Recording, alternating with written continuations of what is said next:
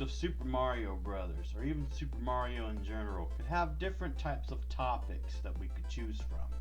From the bomb of a movie that was terrible, that had Bob Hoskins in it and John Leguizamo, to even some of the bad games of Super Mario Brothers that came out, like Mario is Missing, and different types of that type of era, to even some of the good classic games like Super Mario Brothers for the NES, Super Mario Brothers 3, that came out for both Famicom and NES. But then there's those Super Mario titles that are unique or even forgotten. But when it comes to unique and forgotten, we could go to different aspects of this subject. But why not go to the Game Boy when it comes to this type of subject of unique and forgotten? Like, for example, Super Mario Land.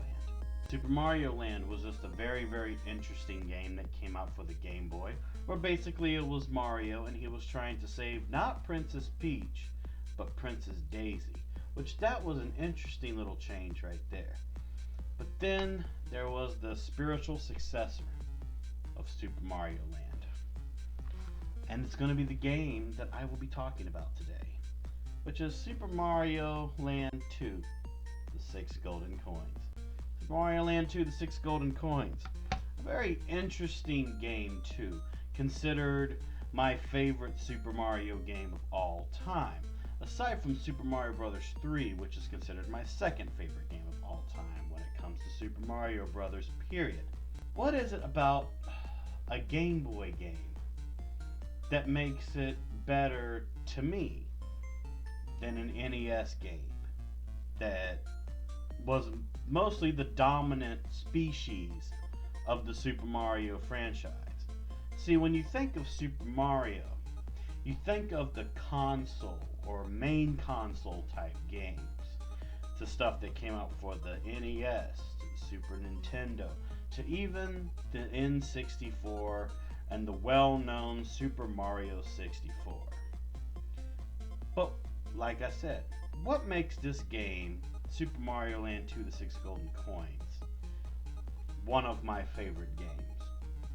Well, I'm going to talk about that with you today. So, basically, aside from the fact that this game came out in 1992, this was also the introduction of a well-known villain by the name of Wario. This is just me starting things off. You know how I am. So sit back, get your favorite drinking beverage, get your favorite snacking item. Sit back and feast your eyes on the review that I have set for you today, which is basically going to be Super Mario Land 2, the 6 Golden Coins for the Game Boy. Now, before I get into talking about what goes on in Super Mario Land 2, the 6 Golden Coins, because I'm not talking about its first game that came out, I'll give a small little background on what that game is before I get into the aspect on what Super Mario Land 2, the 6 Golden Coins is. So, Super Mario Land came out in 1989, and of course it is a side-scrolling platform video game, the first ever in the Super Mario Land series, developed and published by Nintendo for their Game Boy handheld gaming console. Super Mario Land 1 is also the fourth game in the Super Mario series, and is the first Mario platform game ever to be released on an actual handheld console. Now, Super Mario Land 1 is a little bit similar to the 1985 Super Mario Bros. Game that came out for the NES console, but I guess you could say it was resized for a smaller Game Boy size screen. The player, of course, plays as Mario, and there's basically 12 levels by moving to the right and jumping across different things like enemies and platforms and holes. Now, unlike other Mario games, Super Mario Land starts off in a place called Sarasa Land. I know, Sarasa Land, and it's an interesting name for a world, right? So, Sarasa Land is a new environment that's depicted in what's called line art. And, well, as most Mario titles, you would remember Mario is trying to save Princess Peach, or Princess Toadstool, depending on which version you want to go by. But in Super Mario Land, you're trying to save Princess Daisy. And also, Princess Daisy, this is her first time being revealed in a Mario title. Now, when Super Mario Land 1 first came out, it had mixed reviews, where people were like, oh, this is an interesting little piece of work here, to where basically you could tell that Nintendo tried to combine certain real-life things to a Mario title. And it was okay, but it wasn't really getting the reception that people were predicting, per se. But one last fact, though, about Super Mario Land before we get into its much better sequel, was that when it came to the handheld console of the Game Boy, Super Mario Land did literally become an immediate success when it started, and Super Mario Land literally sold over 18 million copies, which technically is more copies than were sold of Super Mario Bros. 3. But like I said, though, was that when it first came out, it was a success. But then people started to get mixed ideas about it, to where maybe Super Mario Land was too safe of a game for a handheld console. But then again, in my defense, this was around the time that the Game Boy was just getting off the ground, and sometimes it's best to do a safe game than to pull out all of the cards from your deck to this one console that could either be a flop or could become an initial success as time goes on. But enough talking about Super Mario Land 1, let's get into the great sequel that was Super Mario Land 2, The 6 Golden Coins. Now for my favorite Super Mario game, Super Mario Land 2, The 6 Golden Coins. Ha, this beautiful piece of art. Super Mario Land 2, 6 Golden Coins, of course, came out for the Nintendo Game Boy, and of course is a sequel to Super Mario Land. And this came out in 1992. But in Europe, what I've been told is that it came out in 1993, which is really funny to me. Now, in Super Mario Land 2, of course, you come back to being the role of Mario, and your objective is to reclaim your castle. Yeah, Mario has a castle now. Can you fucking believe this shit, right?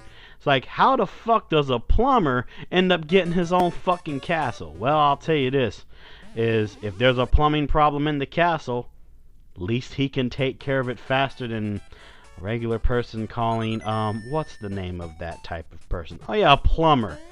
You're giving a plumber his own castle. That means that he can clean out his own pipes.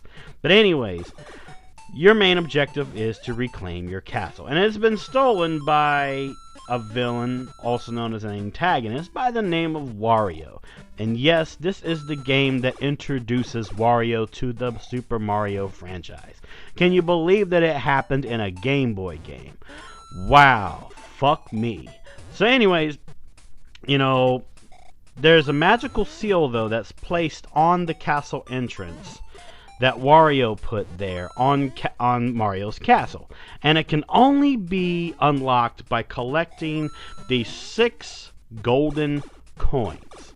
Why coins and not a key? Don't fucking ask me. I don't work at Nintendo.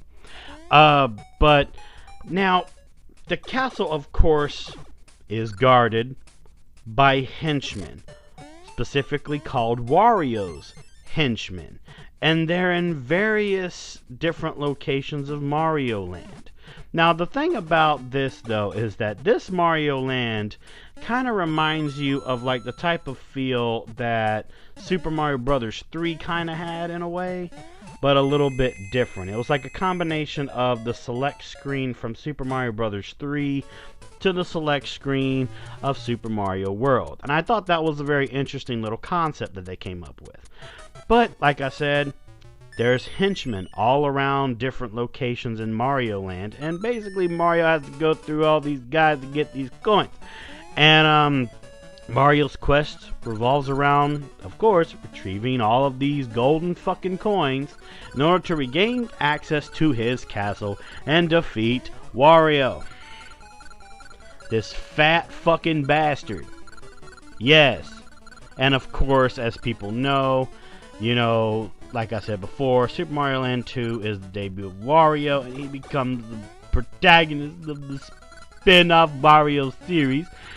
Wario Land, also known as Super Mario Land 3. And yeah, it's interesting too. But I will say though that the music in this game is really, really nice. I like the music in Super Mario Land 2 6 Golden Coins. It may sound like safe, but it's not safe at all. They took a risk, and this risk was very, very successful. Just think that this game is really, really good. I love this game, and I even own the actual cartridge, as people know. But to some people, they wonder, was the reception good? Did this get good reception when it came out? Well, from my research that I did, yes, I did some additional research for this episode of Onyx The Gaming Machine. I usually always know the facts right out of my head, but I wanted to learn more about the reception of this game. So, in an official Nintendo magazine, it ranked Super Mario Land 2 as the 44th greatest Nintendo game of that time. Now, Nintendo Power listed it as the 7th best game for both Game Boy and Game Boy Color video game. And it was praised for its improvements over Super Mario Land and for having impressive visuals for a handheld game. Well, no fucking shit. Because of the simple fact, like I said, was when Super Mario Land 1 first came out, it was a success. But then as time went on, it did not age very well at all. But then when the sequel came out, Super Mario Land 2 6 Golden Coins, it was really, really good. And, but anyways, like I said, it was praised for its improvements. Then there was another company called Allgame, and it commented on the graphics, stating that it was a similar platform game to the Donkey Kong Land franchise, which actually that is true. I thought that was an interesting little concept, and I remember playing the Donkey Kong Land games. I'm still not much of a fan of Donkey Kong, but I will say Donkey Kong Land 1 was still really fun to play. But Allgame made a point though about the graphics, how the graphics were very similar to the platform game of Donkey Kong Land. And that didn't even surprise me at all because, well, who's the company that created Donkey Kong Land? I'll give you a hint. Actually, no, I won't give you a hint. I'll just fucking tell you. It's Nintendo. Nintendo created them both. How does it not surprise you that the graphics were similar for both of them? Duh. But anyways, though, it's like, yeah, it had similar graphics, but I will say that the graphics were more detailed. And I liked that, too. I did. So, I guess you could say they're similar because it was created by the same company, but that doesn't really cease to amaze everyone listening, right? Right. So, back to the review from Allgame. The review concluded that, basically, another duh for everybody, Super Mario Land 2 and the 6 Golden Coins is an overall fun and enjoying game. And that it's hard to go wrong with this title, and it's really hard to say that it's a bad game, because it's not a bad game. It can be challenging at times, but it's not a bad game. It, in a way, tests you to see if you are in tune with the NES games, are you going to be able to be in tune with putting that to the test on a handheld system? I mean, come on, you be the judge, right? You be the judge. Now, when it comes to the gameplay of Super Mario Land 2 6 Golden Coins, the objective, of course, is to get to the end of each level, defeating or avoiding certain enemies that get in your way. Now, the game does have a lot of the enemies from the original Mario series, such as the Goombas and the Koopas, but it also introduces new enemies. One of my favorite enemies being what I call Jason Voorhees Goomba that appears in the I think it's called the Pumpkin World, and it's basically a Goomba that wears a hockey mask with a dagger in its hockey mask, and I always called it Jason Voorhees Goomba when I was a little kid. And I still, to this day, say, oh my god, look, it's Jason Voorhees Goomba. Kill, kill, kill. But anyways, though, in Super Mario Land 2 the 6 Golden Coins, enemies can usually be defeated by jumping on their head, But there's other ways that you can defeat them as well, such as the fireball. And then there's other famous mechanics, including warp pipes that are in hidden areas, or you end up finding the shortcuts. But unlike in other previous Mario games, coins are not used to get lives. They're used for a special area that awards lives and other power-ups. They don't just give them to you. You have to earn them. To gain lives, though, the player must find what's called hearts, like they did in the original Super Mario Land game. After killing 100 enemies, basically a star comes flying down, and you're of course given a short period of invincibility.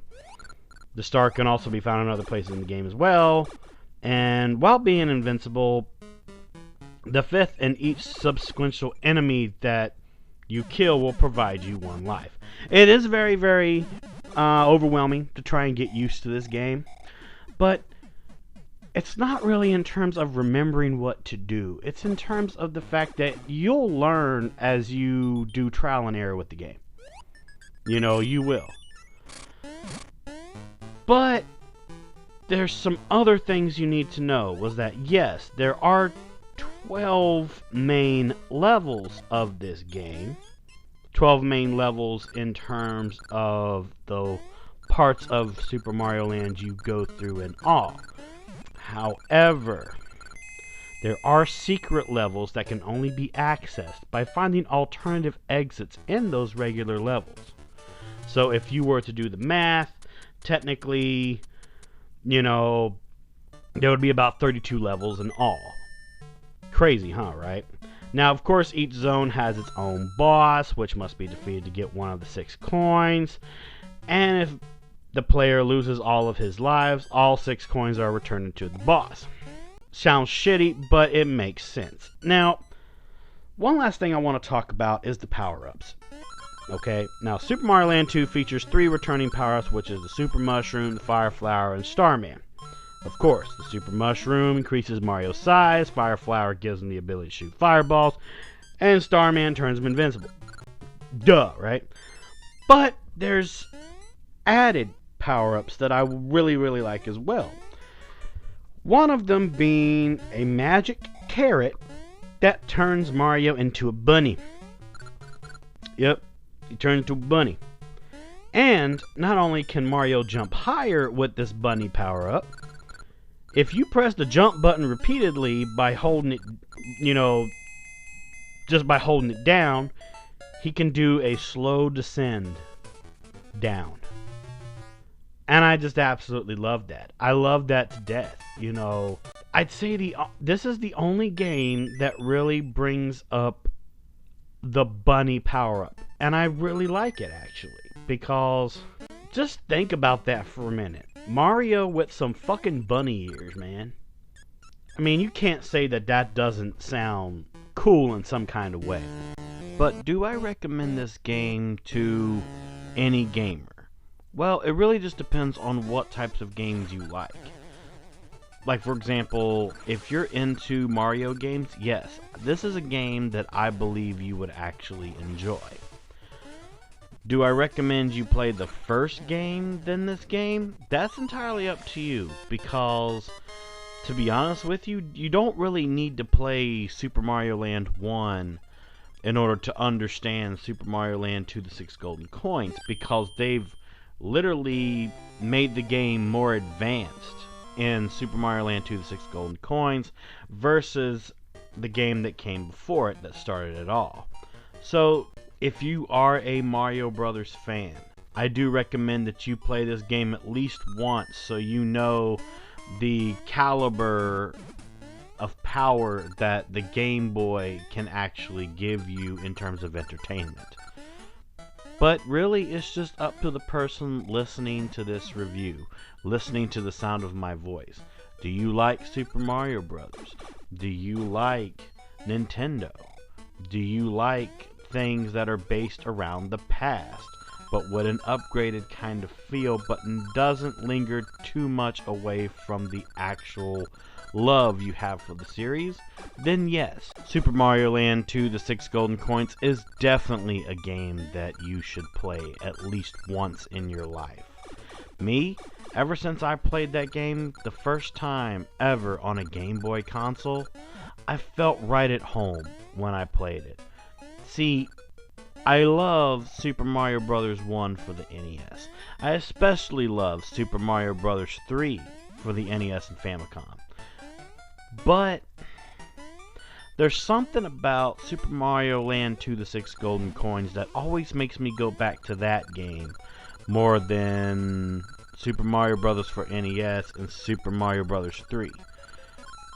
And definitely I feel that Super Mario Land 2: The Six Golden Coins is better than Super Mario World. But I think the reason why I like this game more than Super Mario World is because of the simple fact that you don't need flashy colors, you don't need a 16-bit gaming system, you don't really need all that to make a good game. And that to me is why I stay in the past a lot when it comes to games. Because of the simple fact that sometimes keeping things at a basic with little risks put into it always makes the game not only unique, but makes it an unforgettable experience to any person of any age. But it just depends on how you're introduced to it.